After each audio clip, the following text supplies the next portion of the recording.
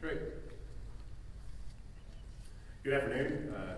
Thank you for coming. I'm Chris Turner, Chair of the Texas House Democratic Caucus, and we wanted to speak with members of the media today to update you on several things and also talk about the issues back in Texas that need to be addressed. And to talk about all of those things today, we have three outstanding members of our caucus who are going to be addressing you. We're going to start off with Representative Ana Maria Ramos from Dallas.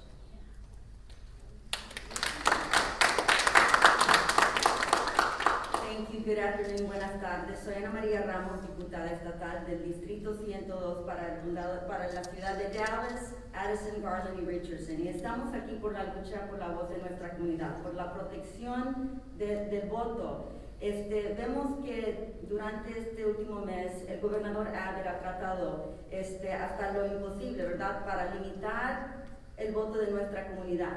Y fíjense que la verdad estamos aquí no porque cómo votaron nuestra comunidad, sino por quién votaron.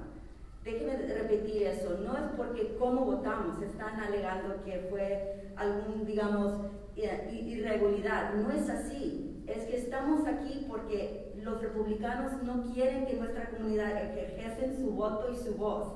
Pero vamos a seguir adelante luchando como nuestra comunidad sabemos hacer. Parte de esta propuesta de ley, para que sepa nuestra comunidad, me imagino yo cuando yo llevaba a mi abuelita, esta propuesta de ley dejaría que uno de los terroristas que fueron al Capitolio el 6 de enero, que esa misma persona esté detrás de su abuelita si ella quiere votar, ¿verdad? Viola la privacidad del voto seguro. Entonces, por eso estamos luchando aquí hoy. Hello everybody, my name is Ana Maria Ramos. I am the State Representative for Texas House District 102, which is North Dallas, Richardson, Addison, and Garland. And we are here because the fight is about our state government's priorities. Remember, Governor Abbott did not call a special session when we had a pandemic where over 50,000 Texans died. It didn't matter to him. He called this special session because it's nothing more than a month-long campaign commercial for his re-election. If he really truly wanted to pass the 13th check for retired teachers, we're ready to do that. We've been ready to do that for 5 sessions now. They chose not to. He, the governor, and his Republican Party, the party of Donald Trump, chose to leave that on the table, chose to leave the 13th check on the table. If we want to have those conversations, if he's truly about helping retired teachers, if it's truly about helping the foster care system, they could have done that during the regular session. Once again, they chose not to. And remember who the leadership of our state is. This same party, Donald Trump's party, chose not to call us for a special session during a pandemic. Instead, they forced voters to go out during the pandemic and to vote. They limited voting options. When we had individuals like Commissioner Lina Hidalgo protecting the people and ensuring that everybody were able to exercise their vote. They chose not to do that during a special session. But when it comes to bathroom bills and when it comes to policies such as limiting the vote, they want to call a special session. We're not going to stand for that. We're going to stand for the people, the voters of Texas, and once again, thank you for being here. And I pass it on to John Rosenthal, State Representative. Thank you.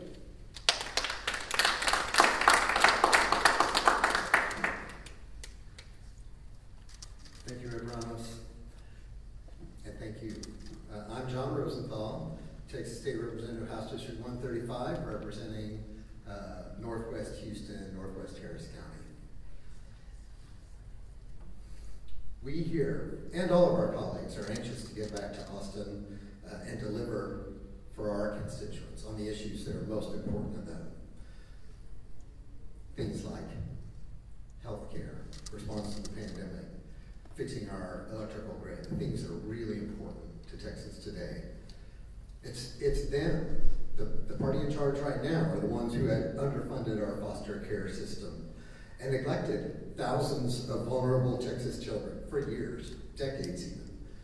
They took a victory lap when they claimed to, quote, do everything to fix our electrical grid. We know that that wasn't true. We know our electrical grid in Texas is vulnerable today, like we're worried about getting through this summer. And we cannot address legislation this summer to fix our electrical grid unless the governor puts it on the call, unless Governor Abbott specifies it for a special session. So far, he has said no. He has the sole authority under the Texas Constitution to decide what we may or may not even take up during a special session. Not 6 months ago, hundreds of Texans, we estimate over 700 Texans died because our state electrical grid failed in February. My house sustained damage. And just 6 weeks ago, millions of Texans worried about losing power in a June heat wave. Abbott alone could authorize us to fix the power grid, to really fix the power grid, and not just do some window dressing in a big old bill. But he refuses. Instead, he took $1 million campaign check from a billionaire energy company CEO in June, when we should be working on the grid. Meanwhile, a bipartisan coalition of Texas lawmakers stands ready to expand Medicaid. The time has long been right to expand Medicaid for Texas. But hundreds of thousands of Texas families go without health care, and Texans die because Governor Abbott says no.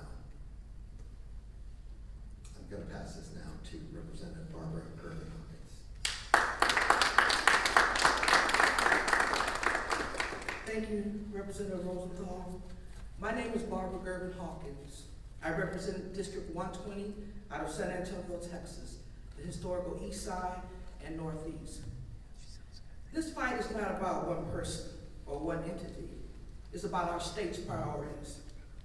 Our priorities are doing everything we can to kill this voter bill in Texas, and to help pass the new federal voter protection legislation here in Washington, D.C. This sacrifice has been challenging for many of us, but we're here for the people. We are committed to visiting every member of the U.S. House and the Senate. We're going to keep engaging the President and the Vice President and our friends in the Biden administration. And we're never going to quit lifting the voices of our constituents. Countless Texans who have fought so hard for the sacred right to vote. We cannot let them down. This is not a partisan issue. It's a one person, one vote issue. That's right. Today, we had an uplifting meeting with Majority Whip James Claiborne.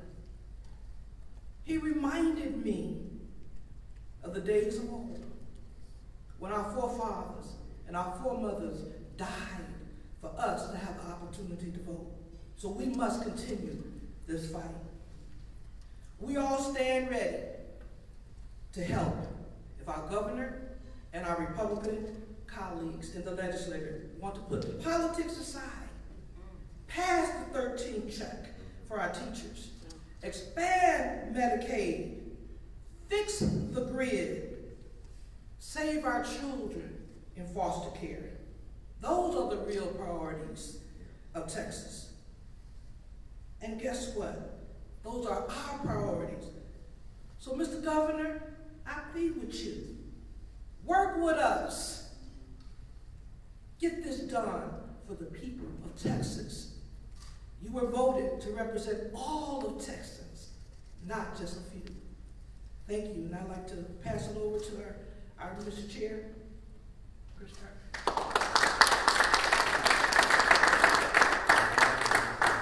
Thank you very much, Representative Gervin Hawkins, Representative Rosenthal, Representative Ramos, for your powerful words, and we'll be happy to take a few questions. And I know we're going to have, and just so everyone in the room is aware, we have several journalists viewing this live via Zoom, so they'll be submitting questions into the chat that Kara will read out to us, but we can start if any of the press in the room. Chris, can you give us an update about how many of your members and staff have tested positive? 6. And do you connect your group with the positive on Speaker Pelosi's staff and at the White House? Todd, I saw that story, and I don't have any information on that. There was a story about something about a reception last week on a rooftop terrace, is what someone told me about. No member possible that there was a meeting with the speaker's staff on the Hill. It was at the reception. That's certainly possible, but we have no way of knowing that. I think what's important to realize is that the vaccines are incredibly effective, and it's important to note the people who have tested positive in our group on the rapid test, all are experiencing either very mild symptoms or no symptoms at all. That's number one, because they are fully vaccinated and the vaccines work. And one of our colleagues said on TV last night that if he hadn't taken the test, he would assume that it's Representative Martinez Fisher. I think he said something to the effect that he would have thought it was allergies or maybe it's a minor cold or something. So everyone should get vaccinated if they've not already. Also, it is clear when we look at what's happening with Major League Baseball, the Olympians right now, we're seeing breakthrough cases in the vaccinated population in a wide array of professions and parts of the world. And so it's just I think a reminder that we don't know what variant it is, but there's a presumption that perhaps it's this Delta variant, which is more symptomatic. More contagious than previous variants. And so it's really, really important that we get people vaccinated ASAP, because if they get it, they either won't even know they have it, like people here didn't know they wouldn't have assumed they were sick, where we're not doing proactive testing, or they'll experience very minor symptoms if they're vaccinated. Just to clarify, there was that reporting about the reception on the hotel rooftop, whatever, but the staffer for Speaker Pelosi supposedly had chaperoned a number of your people around. So I don't know exactly who the staffer was. I don't know the identity of the person.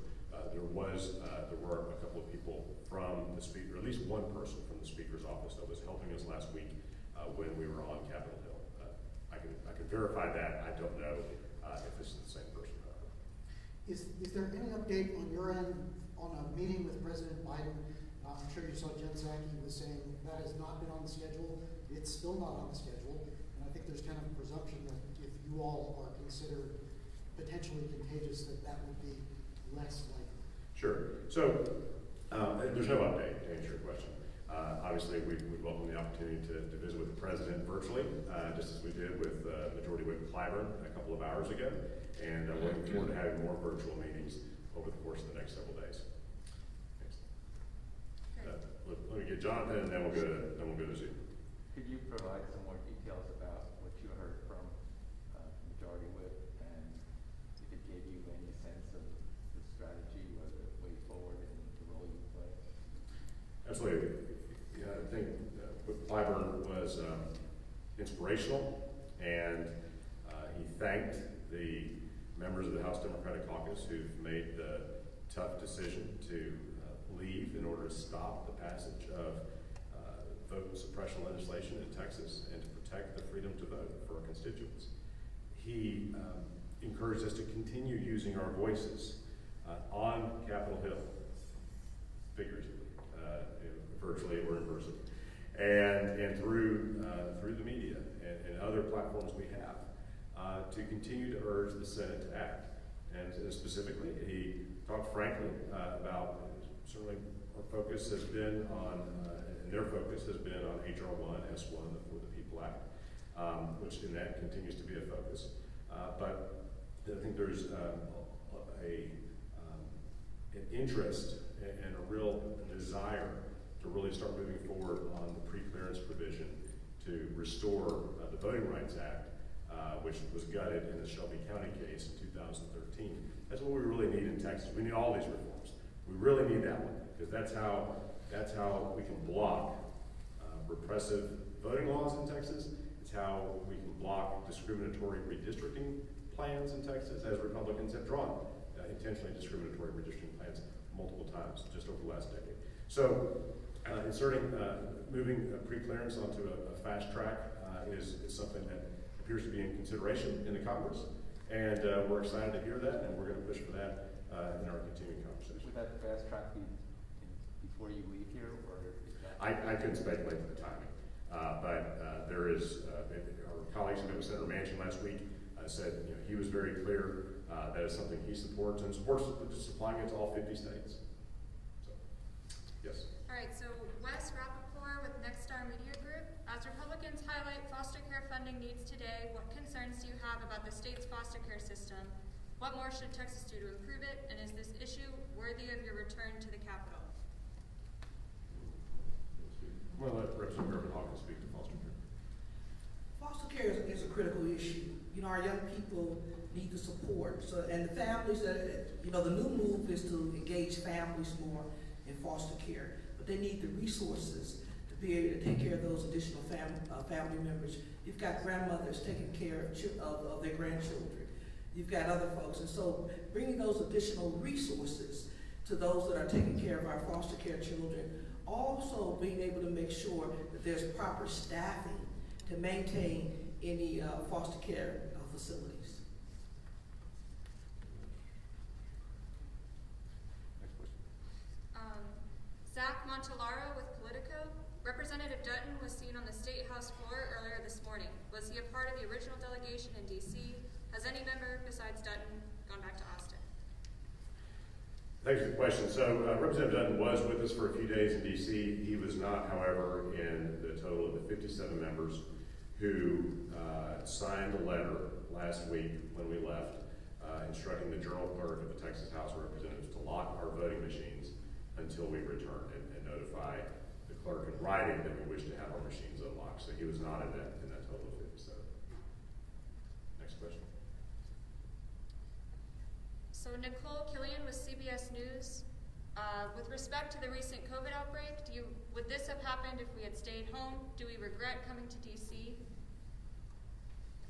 We don't regret coming to D.C. at all. It was very important to protect the freedom to vote that we leave Texas in order to prevent Republicans from passing their anti-voter legislation. It was equally important that we use this moment to highlight the need for federal voting rights and legislation. And that's what we have been doing nonstop for the last 8 days since we've been here in our nation's capital. With respect to COVID, I refer back to my previous comments that it's clear there are breakthrough infections happening in large parts of the population. We've seen it with Olympic athletes, we've seen it with Major League Baseball and other populations.